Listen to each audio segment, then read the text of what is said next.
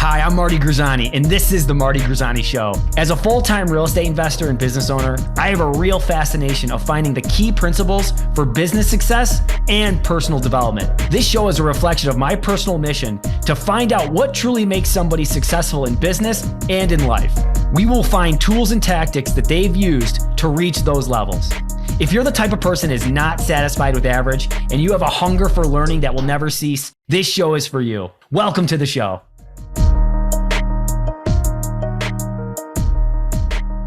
You know, actually, what's funny, Tim, is because I went to Lemoyne College, and you're in Cuse, and you went to Syracuse. Yeah. So are you following like that? The man, I was hoping the football they were going to be. I mean, they were probably playing better than they were supposed to, maybe, but their quarterback was looking good. Do you follow the football, or I know basketball, obviously? Yeah, basketball, football. Yeah. I mean, look, it was pretty exciting, right? We had an opportunity. We're talking about bowl games and potentially more, and coach of the year for Coach Babers there. Yeah. And it's pretty exciting. And then, along comes Clemson and sort of just chopped us off the knees. So, yeah. In years past, before Quickline, my wife and I go to all the games and my kids as well. And since Quickline, I'll be honest, I've gone to one game in 5 years. So, yeah. Well, plus we had COVID, I guess, right? That's true. That took 2 years. Basically, off our belt. No, that's cool. I mean, it's just fun. Football in upstate New York it's great when Syracuse is decent. It's great because it's like, basketball, is going to be okay. Although I'm seeing this thing. It's like Duke is reloading, and it's like Syracuse is rebuilding. I feel like we rebuild every single year. It is. And, and I do like Coach Babers a lot on a personal and obviously for him as being a coach level. And, I just hope he does well. I like to see him stick around for a while. This was supposed to be his year, right? So he came in and he had all the time to build this team this year. And it started to really happen as everybody's getting super excited, and how it goes, the best laid plans. But he's created some excitement around here. It's been a long time since we've been able to be passionate and about a winning football team. No doubt. Well, we could chop it up about Syracuse sports for the next hour or two, but we really are excited to talk to someone like you because this is like the missing piece in a lot of new investors' lives, right? And I'm talking about capital. I'm talking about, private money, hard money. I'm talking about, hey, how do I fund this project that I'm looking at? So I'm very excited to talk to Tim Maloney. He is the CEO and owner of Quickline Capital Partners in Syracuse, but it's not just Syracuse. It's all of upstate. It's actually all over the country, right, Tim? I mean, you can do pretty much anywhere, anytime. Yeah. In fact, we last year, we opened an office in Virginia Beach, Virginia. We have an office basically open in Boston, although it's not fully manned. And we're looking at Tampa. We've been down to Tampa a few times this year. So I love it. Well, let's talk about it, right? So let's just kind of tell me about who you are, what you do, and what Quickline's all about, and what you guys are really looking for. Yeah. So, when I started Quickline Capital, hard money lending was true hard money, right? And I know a lot of folks love to use that term, hard money, but in the real truth, there's hard money over here, and then there's bank financing over there. And what Quickline is we're closer to bank financing than we are hard money. When I say hard money, and when the industry says hard money, think of, the guy with a cigar who literally just looks at your deal, doesn't pull any docs, and gives you some smaller LTV at some ridiculously high rate.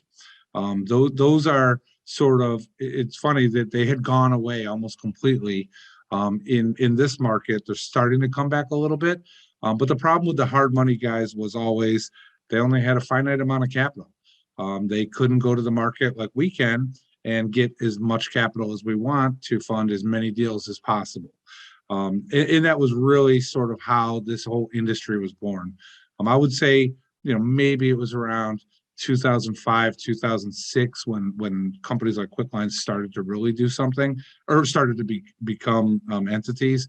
And then around 2010, 11, after the global financial crisis, we really just took off.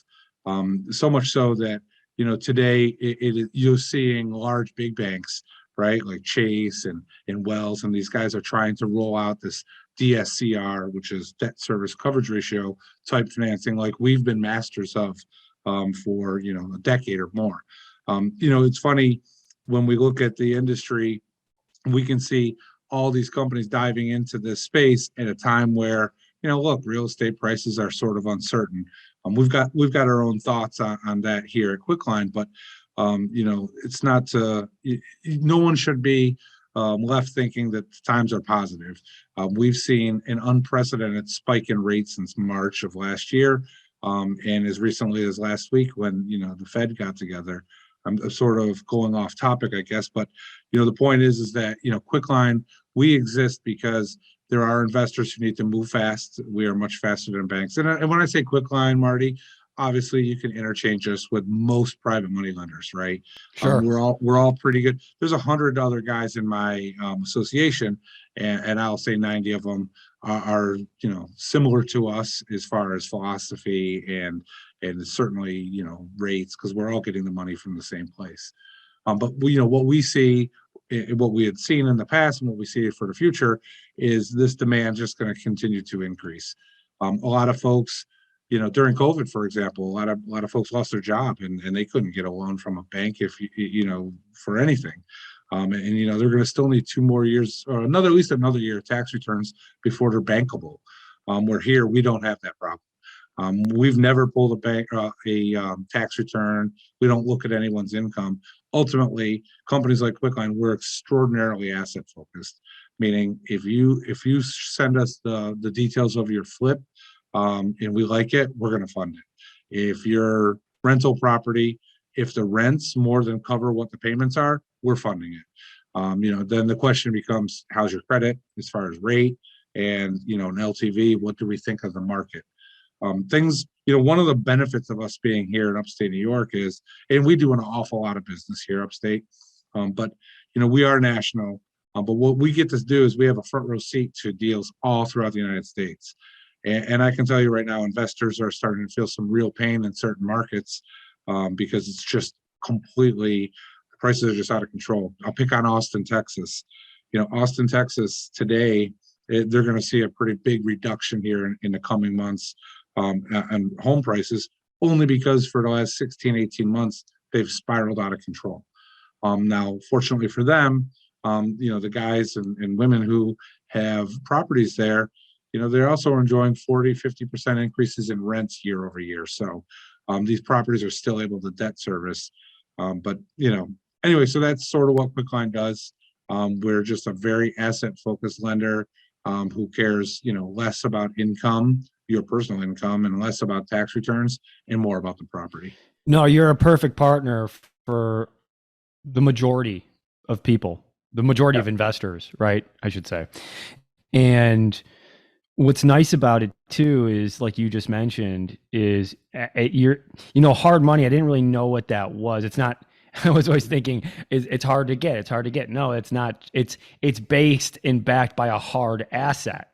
Is hard Correct. money, right? Yep. So it's just it's letting people know though what you guys do, because it's like so important that for people that are putting the time to find the deal, to run their numbers, getting the whole team in place, right? Getting the right attorney, the right realtor, the right, the contractor, all those things that are necessary in order to, really complete a business plan, which you should have when you're looking at a property. Every property is its own business. And so you need a business plan for each of those properties. But, your piece of it is so critical, because there's so many times, and you hear all the horror stories about, as we got to close, boom, we were left at the altar, so to speak, without the money. And so, that's why it was important for us at the Upstate New York Real Estate Investor Group to make sure that whoever that we endorsed as the preferred partner was someone who we knew was going to perform, and they were going to perform at a high level and at the level that, they say, and that's why it's great what you guys do, because you do what you say you're going to do. And that, I think, is, a piece that a lot of people are missing a lot of times with when they're mentioning their services. Was that always a main focus for you guys? Was, hey, if we're going to be doing this and we're going to be doing this at a high level, then we really need to be the ones that are going to stick out and perform. And is that something that matters a lot to you? Yeah, that is 100% the cornerstone of who we are. I'll even put, numbers to that. In March of this year, when we first saw the first spike in interest rates, we had roughly 60 borrowers that were in a process of closing that would have been impacted. We ate that increase because we had already, locked rates with them. And this had just never happened before. In the last 10 years, we've never seen such a dramatic increase in rates. You're talking about a 25% increase in March. And, and we took the financial hit to basically not only just close those loans, not only just stay at a break even. Most of those, 50, 60 loans that we closed in March, April were closed at a loss. And the reason for that is, and look, and I don't want to make this a Quickline commercial, but look, the difference is, if you go into Chase Bank, the president of Chase Bank, first of all, you're not going to see him or her, but the president of Chase Bank doesn't have their borrowers' properties hanging on their wall in their office behind them. We're still small enough that everyone here knows every borrower on a first name basis, and we truly enjoy the success stories, right? One of those pictures that's back there is from a woman who, 10 years ago, she went through a divorce. She was left with nothing, 3 little boys. And today she flips probably 10, 20 houses a year, holds another 50 to 70 rentals in her portfolio, lights out credit, lights out liquidity. She can do anything in the world. And those are what we enjoy. And that's sort of why we got bigger, is that, we do care, and, we put our money where our mouth is with, as far as trying to do what we say we're going to do and doing it quickly. That's really how you build any business, but that's how we chose to build Quickline. I love that, man. That's freaking awesome. That's so cool. You're so right. You're not going to be able to get the ear of the owner of the business at Chase when there's a situation going on, and it's really, really cool, and it's very interesting, and I think necessary to mention that, hey, we took the loss on a couple of these, or a lot of these, in those months.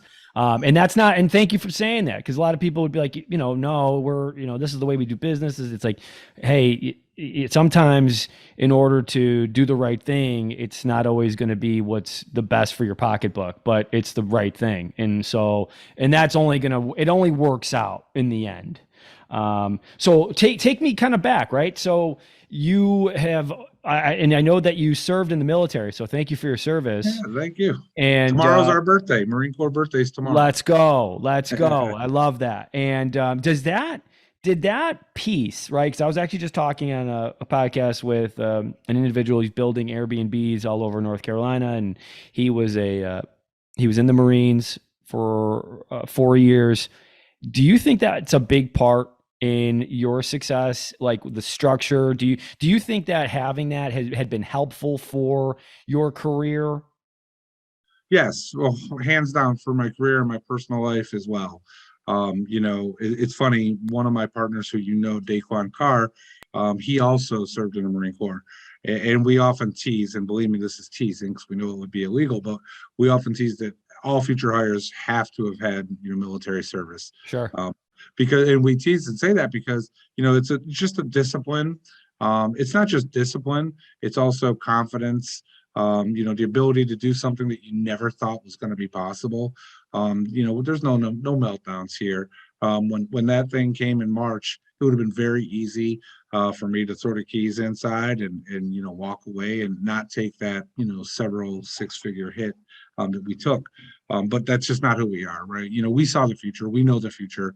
In fact, the landscape in this industry, Marty, has changed dramatically. I don't know the percent, if you want to call it a percent, but somewhere in the neighborhood of probably 40% of lenders are just gone. Many of the folks that remained have had, massive layoffs, a large percentage of their folks, because look, the refi boom is over. Right. The days of me offering 2-3% interest, long gone. And I warned everybody, and I, if you ever ask me to, I will give you projections for the future. And look, you go back, we don't delete our socials. If I'm wrong, I live with it. But there Right.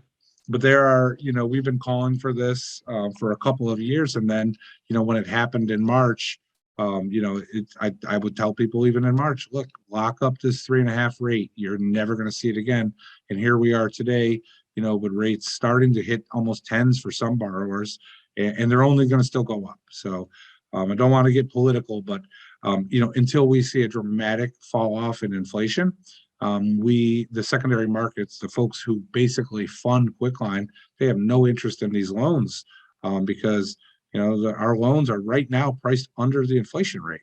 Right. Like why in the hell would they want to give me $3 million next month when they could put it in just about anything and make that same return. So yeah, it's so the military, it's just basically finding a way. We've reinvented ourselves, I will say, about every 2 months for the last decade. I will give you an example of that. This summer we were really bullish and really advertising and doing a whole ton of short-term rental Airbnb. And today we're really keeping that pretty quiet. We'll still do them, but they're getting more difficult, and for reasons that we can get into. But mostly it's just uncertainty in the market. Pick on Austin, Texas again. There is a nationwide shortage of inventory. People talk about this real estate crash, and all the YouTube clickbait is all about the real estate crash. Look, there's no crash coming. Yes, you're going to have markets that they're going to have some price decreases, but there's no crash coming because for my entire life, this country has built homes for my folks, my parents, the Mm. baby boomer generation. Hmm. And if you look, those, we call them war homes, those small little Cape Cod salt boxes, and there were just thousands and tracks of those things built. And then for my generation, we had homes built for us, and they were probably a little bit nicer than our folks because we were just making a little bit more money. But as we look towards millennials, there was never a single home built for them. Gen Z, not a single home built, because everybody said anecdotally, these folks don't want homes.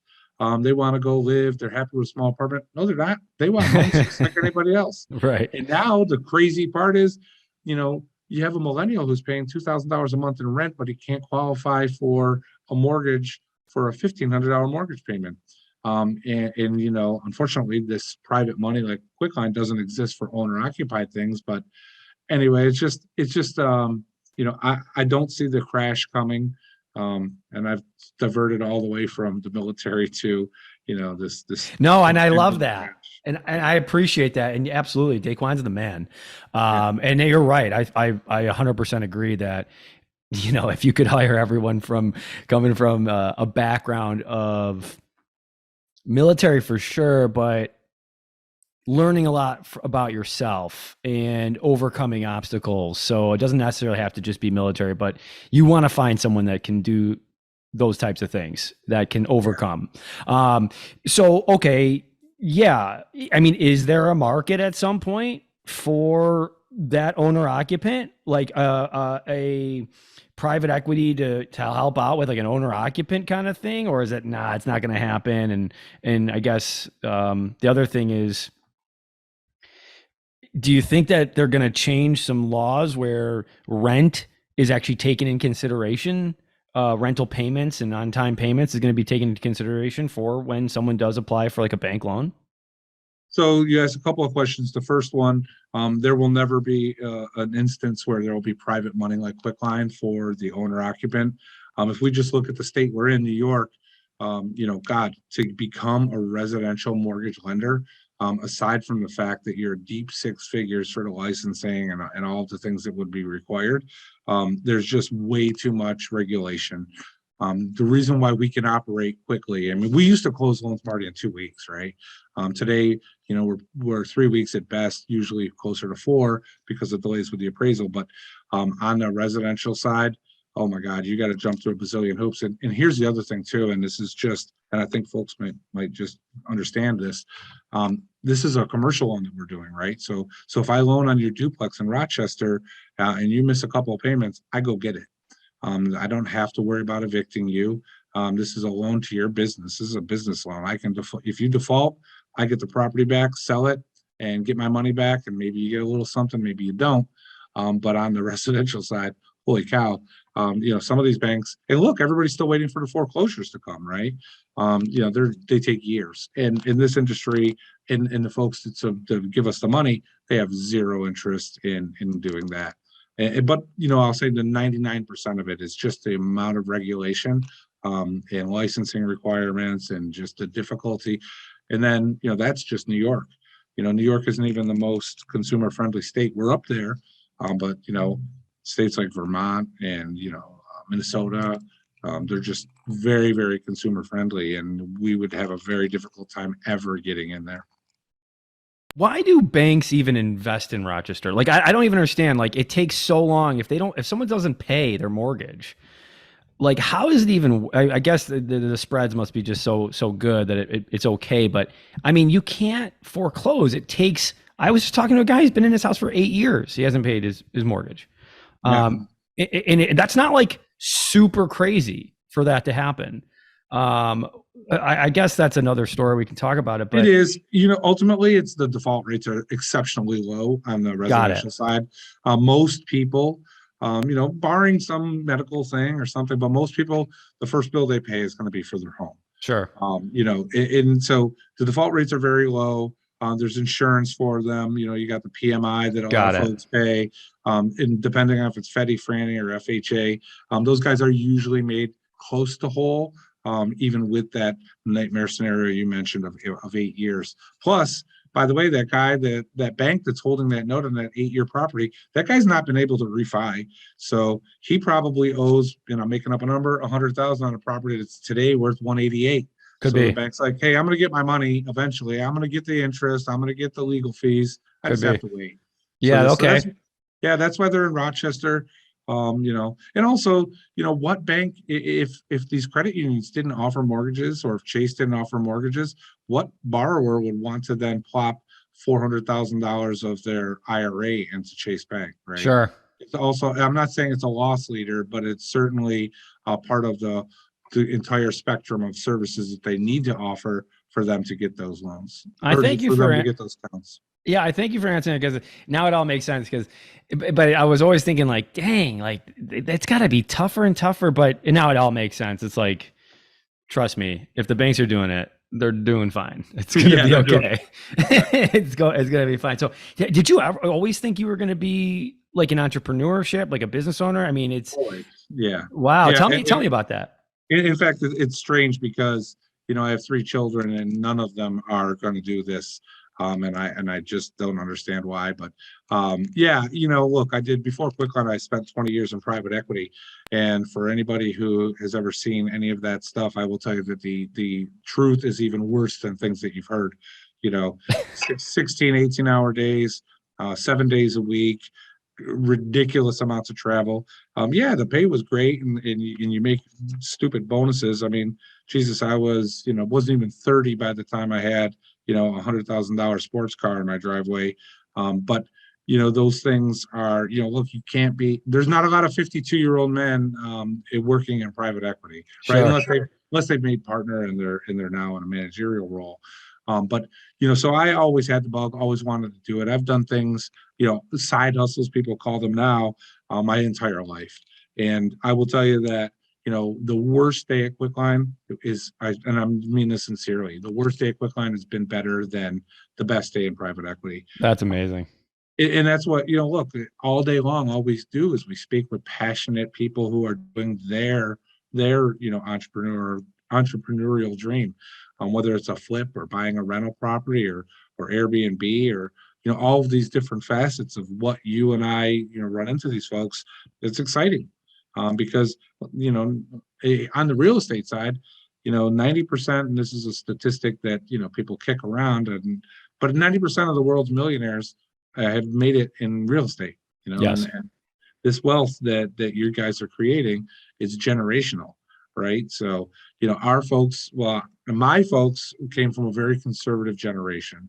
When my father passed, he didn't have a single bill, didn't owe a penny on his house. Had some retirement savings and things like that, but he would have never leveraged his house with a HELOC to buy a rental property. It was just deemed risky, right? And consequently, he's not going to leave me what I'm going to leave my children, right? So, um, and I hate to put it down like that, but this is generational wealth. That woman that I alluded to or mentioned earlier, she's got 50, 70 rentals with, anywhere from 30% or more equity in those. Plus, because she's got this flipping business, she also has now a painting company. And if God forbid the worst should have happened to her, those three children are set for life, No right? doubt. Just and that's just generational wealth that you can't beat. It's just, especially when we look at the country, what's going on, a lot of uncertainty out there. These are things. Real estate's never going away. No, no, It may right. go up, it may go up and down, but it'll certainly, it's never going to zero. No, no doubt. And that makes a lot of sense in regards to like the good decision that you made of leaving the private equity world and still in it in a way, but starting your own business and just like you said, the I love that the best day at that your old job, it doesn't even matter because the worst day at your current job, at your current role, it still outweighs your best day at your old job. So I love that. So that's a good decision you did, was making that jump Yeah. into your current role and the success Quickline's had. But can you think of like a bad decision maybe that you made as an owner or business person, whether it's Quickline or maybe in your role at private equity, that you go, man, I learned a lot from that? Sure. I mean, I'm very transparent, Marty. We've had conversations before, and a lot of guys are very cagey about talking about this. But my big, the worst decision I've made in the last probably 2 or 3 years was, I just kept looking high, and we'll talk about maybe a year ago, well, probably July of 2021, right? So July of 2021, it looked like there's no end in sight to this 2.5, 3.5% rate. Although I knew it was going to go up, I couldn't have ever predicted how much it was going to go up. Right. And so on January 1, we got into the building that we're in now. I don't know if you've seen our website, but there's a picture of it. Very nice. I basically quadrupled the size of staff. And then along comes March. And so when March comes, it's like, holy crap, like, deals are dying left and right. People are now, not wanting to refi as much as before. I mean, basically the refi boom, ended March 1st of 2022. So although I call it a bad decision, but at the time it was the right decision.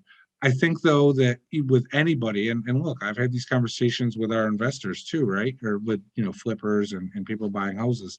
You just leave yourself exit room. And for us, exit room was, let's go back to what we know. We know that the fix and flip market is not going anywhere in this country. Let's double down on fix and flip loans. They're not as beholden to current interest rates as the 30-year stuff.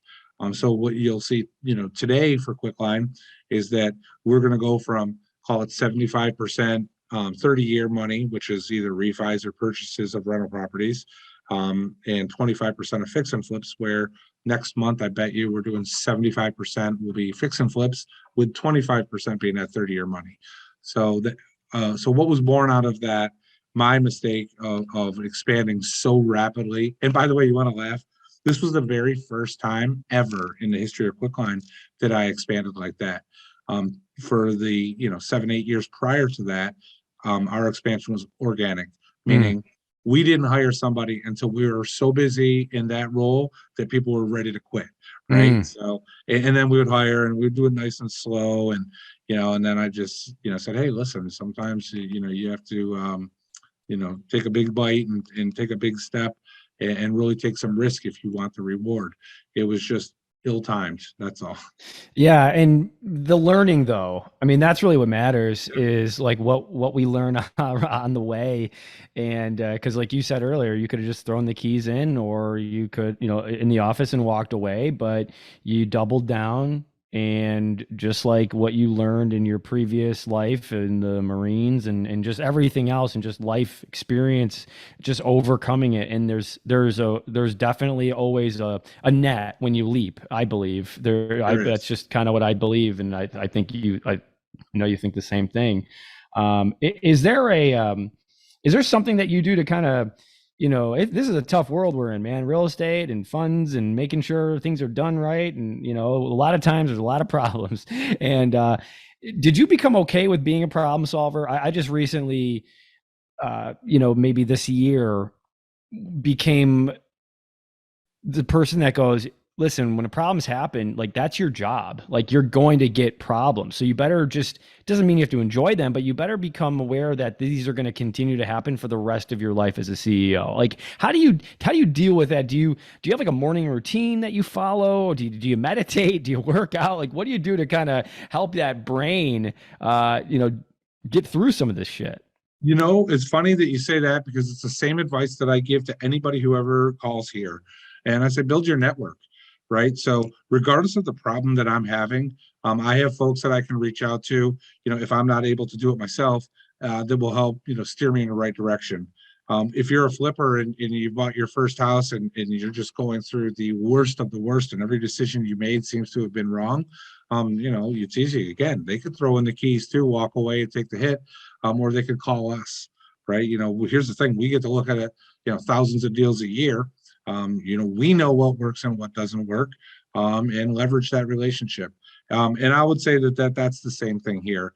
Also, having built an incredible team, while I teased about the Marines, the military experience, we've got MBAs. We have, look, we have folks that have probably graduated with a GED, but everybody here is committed to succeeding and personally and professionally. And all of us, we'll get together. Sometimes it's once a week and sometimes it's 10 times a week. During March, we sat in the conference room almost exclusively as a team trying to come up with ways to solve what was, in our face is just a nightmare problem. So that's basically how we get through it. On a personal note, I've got a wonderful family, married 30 years, and an exceptionally patient wife. Although I will tell you, in March, as she's watching the money go out of our account and into Quickline, she wasn't loving life. But the end result is, we're still here, and 40% of my competition is not. Love it. I love it, man. That's freaking awesome. And yeah, I will agree. Your team is amazing. They're coming out to events on a weeknight and they don't have to do some of this stuff, but they're making an effort to do it. I think you have a great sales team. I think you have a fantastic operation. And again, that's why it's so good to really meet with you and talk with you and hear the story. And I think this is important to have for everyone that is thinking about using Quickline. This is really helpful in just putting, a face and a story to the name and really to the belief in why they should work with you. All right, we're getting to our speed round because we're wrapping up here. So I got a couple of questions for you. Yes. All right, Tim. So if there is just one metric that you're tracking, okay, or I guess I should say if there's only one metric that you could track in your business, and maybe it's something you look at, maybe a KPI daily, weekly. I know this is his probably bread and butter because I know he's the COO. But anyways, is there a metric that you look at that's like this piece is critical for us? Yeah, and I don't want to get onto the to dive too deep into it, but the 10-year Treasury yield, every day it's on both mine and Daquan's monitor daily, all day long, because that really is you can have your finger on the pulse of what's going to happen with rates in this industry. But push that aside. The real metric that we watch are vacancies. So right now in the United States, there's less than 1% vacancy in what I'll call premium rentals. And by premium rentals, I just mean not a dump, right? Cafe Express is a sort of a think tank that puts some of this stuff together, and there's others as well. But what that tells me is that one, there's a housing shortage. Two, renters aren't going away. And three, and look, I tell borrowers all the time, I'm like, when you put that house for rent, do not list it for rent at $1,650. Put it for rent at $2,200 and just see. You're gonna still get the 750 FICO, couple that are going to be in town for a couple of years because they're finishing up their masters at, RIT or whatever college they're going to. You'll be surprised at what people will pay. And now that's really the metric that impacts our business the most, which are, apartment availability, vacancy rates, and as well as the housing market. Anyway, so that's No, super good. I've never heard about the vacancy thing. I think that's great. I mean, it yeah. makes sense.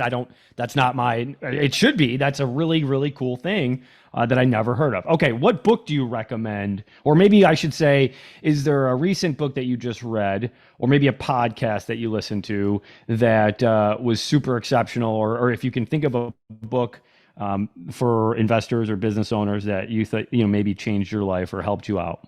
Yeah, so for investors, especially folks that are, getting started right now and they have nothing but fears, there's two books that I send to potential borrowers when I talk with them, especially when I have a great conversation and they're just paralyzed by fear, paralyzed by overanalysis.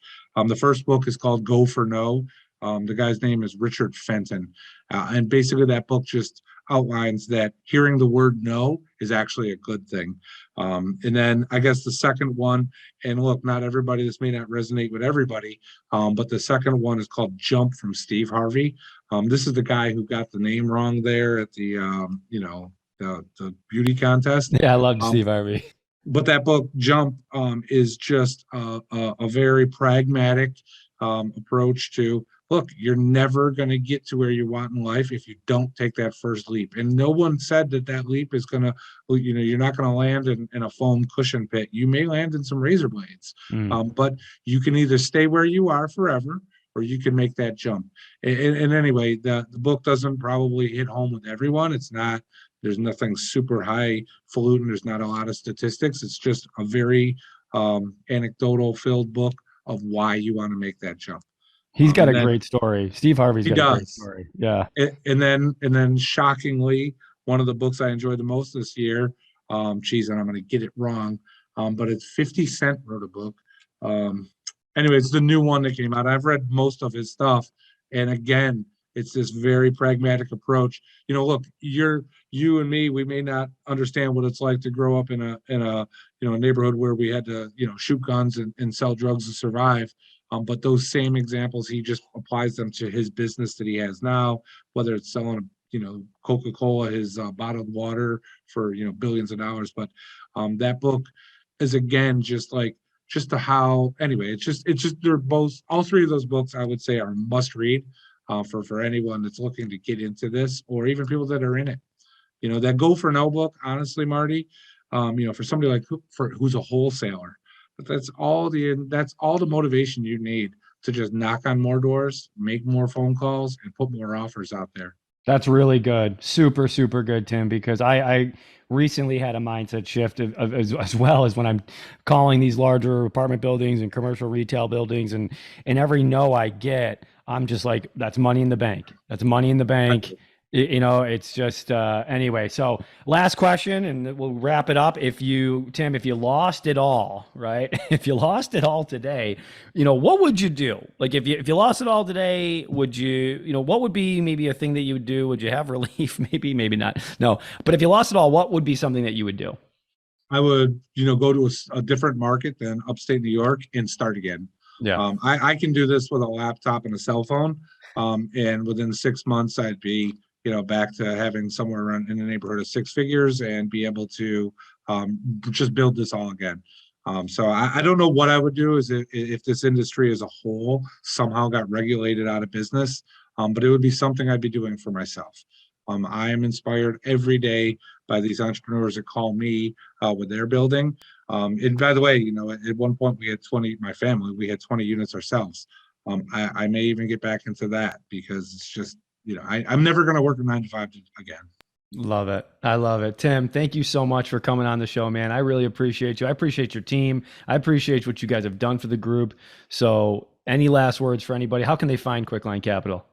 Yeah, just go to www.quicklinecapital.com. Check us out. We're on Facebook, Instagram, Twitter, all that as well. Connect with us any way that you can. And look, both myself and everyone here is here. If you're at the very beginning process, don't even know what to do, call us. Don't be afraid to call. That's that Go for No. You're not wasting my time. You might be wasting Chase's time. They might not take you seriously, but I will. Because that woman who came to me some 8-10 years ago, today is my number one borrower who is just doing phenomenal. And I love to have been part of that journey. Super cool. Thanks, Tim. Thanks, everybody. And we will be back next week with another show. But for today, that was Tim at Quickline Capital. Thank you so much. We'll see you soon. See you, Marty. Thank you buddy. very much. Bye. Thank you for tuning into the Marty Grisani Show. If you're listening on Apple Podcast, leave us an honest rating and review. If you're on Spotify, make sure you follow us for weekly episodes.